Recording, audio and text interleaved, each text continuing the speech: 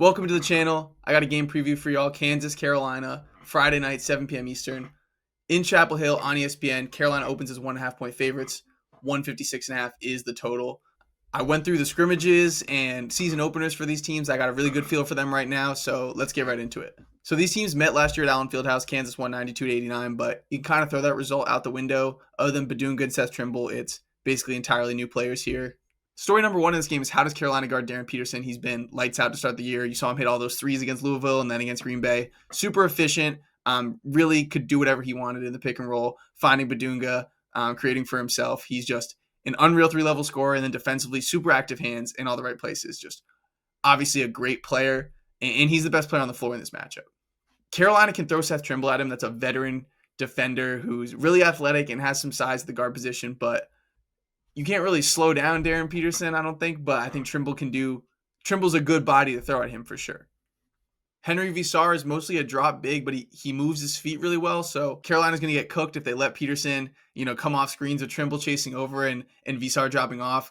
Peterson's going to pick that apart and score. I think Carolina's going to have to play Visar a little bit more to the level, which is going to open up those lobs to Bidunga and those kickouts to the wing. I think Carolina's got to try to get the ball out of his hands quicker, try to hit Flory on that short roll where he can pass, but he's not the type of passer that a KJ Adams or Hunter Dickinson is. Like, Peterson's going to get hit. His ability to reject a screen and get to his pull-up or use it and get to the rim and make good reads out of it. He's going to be super high usage in this game, and he's going to be really good. But can Kansas's ancillary pieces step up? Because outside of Bidunga and Darryn Peterson, that starting lineup is freshman Cole Rosario, Illinois transfer Trey White, and St. Bonaventure transfer Melvin Council. And those three guys are super athletic. And while in theory, Rosario can shoot the basketball, Trey White can hit it a little bit, Rosario hasn't shot it well to start his collegiate career. And do I trust, a St. Bonaventure's transfer, a true freshman, and Trey White, who can shoot but that's not really his thing, to go on the road here and be able to knock down catch and shoot threes when the defense collapses on Peterson? I'm not sure that I am. Like, those guys are so athletic, like they're going to want to catch and slash, like they're good cutters. I don't mean to fully disrespect what those guys bring. I'm just saying I think Carolina's best move is to try to throw two at the ball on Peterson in ball screens, try to make him give up the ball and make Flory make reads in the short roll and or have those guys I just mentioned knock down catch and shoot threes. And then Kansas's bench, it's guys like Elmarco Jackson back from injury, Jamari McDowell, who, again, aren't really shooters, like good athletes, slashers, good defenders, but catch and shoot, not as much their thing. Jaden Dawson from Loyola shot 36% from deep last year, made 83 threes, but we've seen this in recent years with Kansas of bringing shooters into the portal from a lower level and Bill Self not being able to get the most out of them. So I'm a little worried outside of Darryn Peterson just about Kansas's three-point shooting, and in a first true road test, that is a concern. Carolina has some rim protectors too. Visar can recover and move his feet and contest the rim block shot. Caleb Wilson from the weak side coming over can swat shots, and Jaron Stevenson is huge for your starting three-man. Darryn Peterson's points and assist prop is at 21.5 on Underdog. I think he's going to cruise past that. He could have 30 points and 7 assists, and it might not even be enough for Kansas to win this game.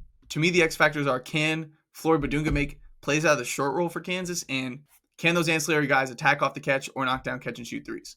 The one guy I didn't mention for Kansas is Bryson Tiller, who I'm really high on. I think Kansas is going to need him to take on minutes at the 5 in this game and, also play the 4 alongside Flory. He's going to be a guy that, if he can hit a couple threes, that would be huge for Kansas, and he's going to really need to compete defensively and on the glass.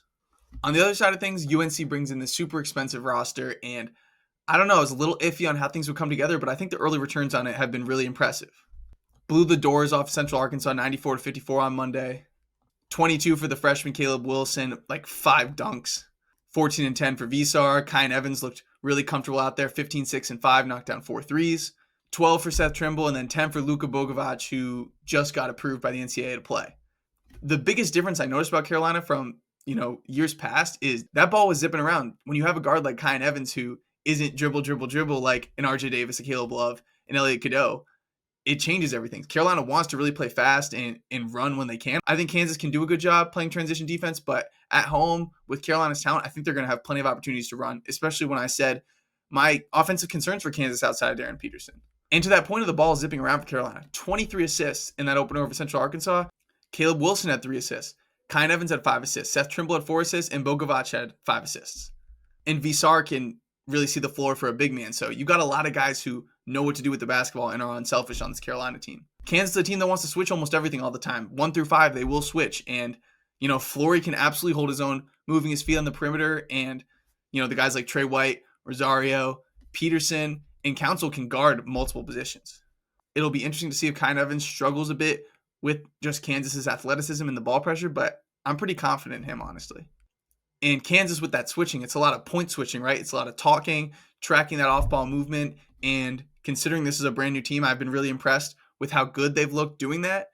But I think against a team like Carolina, where you get a mismatch on Caleb Wilson, he'll eat on that. You'll get a mismatch on Henry Visar, he'll eat on that. And because Carolina has so many willing passers, if Kansas isn't, really quick with their defensive decision-making and being on the right guys, if you lose track of someone for a second, Carolina can capitalize on that. I mentioned Bryson Tiller as an X factor for Kansas earlier. I think he's really going to need to step up on the glass because Visar and Caleb Wilson, I think, are going to really attack the offensive glass here. Carolina's going to send those guys there. That's a Carolina thing historically. Hubert Davis has been there for a while, even before he was the head coach. They won national championships, crashing the offensive glass. And I just think there's a lot on Flory's plate, and he's aggressive. He wants to gamble. He wants to block shots too. So a guy like Bryson Tucker is going to need to be key on the defensive glass. A guy like Darryn Peterson and Melvin Council are going to need to be big on the defensive glass, but I think Carolina has a big advantage. I think Visar and Caleb Wilson can be really problematic on the offensive glass in this one. Also, another note, Visar busted Kansas' ass last year when he was at Arizona. He had 19 points when Arizona beat Kansas in the Big 12 tournament. Most of that was against Dickinson, so it's not super transferable, but it's just something to note. The reason I lean towards Carolina getting this done at home is because I think Darryn Peterson could really hoop, and it might not be enough just because of the pace Carolina plays with, their ability to win this game on the glass. And do I trust Kansas's ancillary pieces of freshmen and mid-major transfers to go knock down shots on the road? I'm not sure that I do.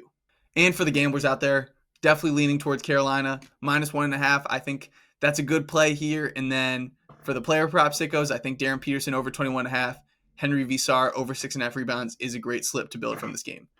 If you like this type of content, this depth of analysis, please like, subscribe, comment, support the channel. I'm really trying to build this thing, and I appreciate y'all for tuning in.